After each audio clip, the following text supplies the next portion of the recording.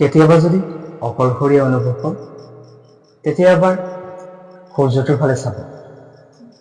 সূৰ্যটোতো অকলশৰীয়া, কিন্তু সূৰ্যটো কিমান উজ্জ্বল। সকলোকে সমানে দিছে তাপ, সমানে দিছে পোহৰ, নাই কোনো ভেদাভেদ, নাই কোনো উচ্চ নীচ। হয়তো সেইকাৰণে সূৰ্যটো ইমান উজ্জ্বল। আপুনি যদি জীৱনত আগুৱাই যাব বিচাৰিছে তেতিয়াহ'লে আপুনি লক্ষ্যস্থান স্থিৰ কৰিব লাগিব। আৰু লক্ষ্যস্থানলৈ যাবলৈ হ'লে আপুনি বহুত কাঁইট পাব। যদি কাঁইটক ভয় কৰি আপুনি পিছুৱাই আহে তেতিয়াহ'লে আপুনি কেতিয়াও লক্ষ্যস্থানলৈ যাব নোৱাৰে। এবাৰ দ্ৰোণাচাৰ্যই শিষ্যসকলক ধনু হাতত তুলি এটা পৰীক্ষা চলাইছিল। দ্ৰোণাচাৰ্যই কৈছিলে যে গছৰ ওপৰত এটা চৰাই আছে আৰু সেই চৰাইটোৰ চকুটো ফুটাব লাগে। তাৰপিছত দ্ৰোণাচাৰ্যই প্ৰথম শিষ্যজনক সুধিছিলে, তুমি কি দেখিছা? তেতিয়া শিষ্যজনে কৈছিলে, মই গছ দেখিছো, পাত দেখিছো আৰু চৰাইটো দেখিছো।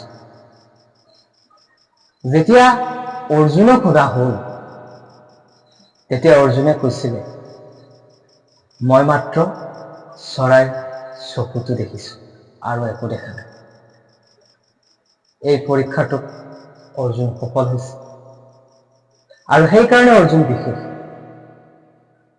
গতিকে লক্ষ্যস্থান স্থিৰ হ'বই লাগিব আগুৱাবলৈ হ'লে।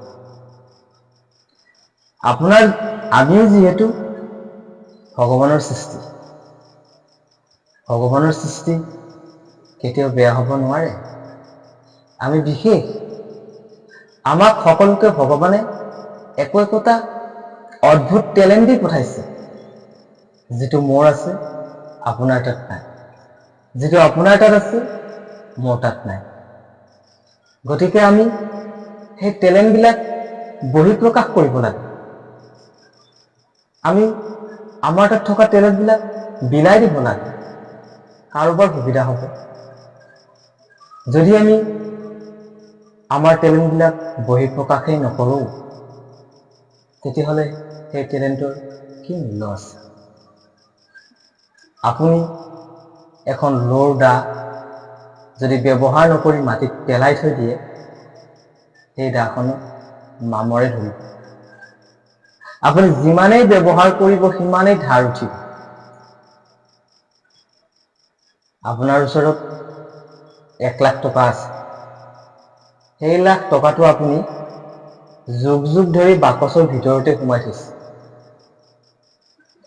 যদি আপুনি কোনো কামতে সেই লাখ টকাটো খৰচ নকৰে, সেই লাখ টকাটো কিবা মূল্য আছে? একো মূল্য নাই।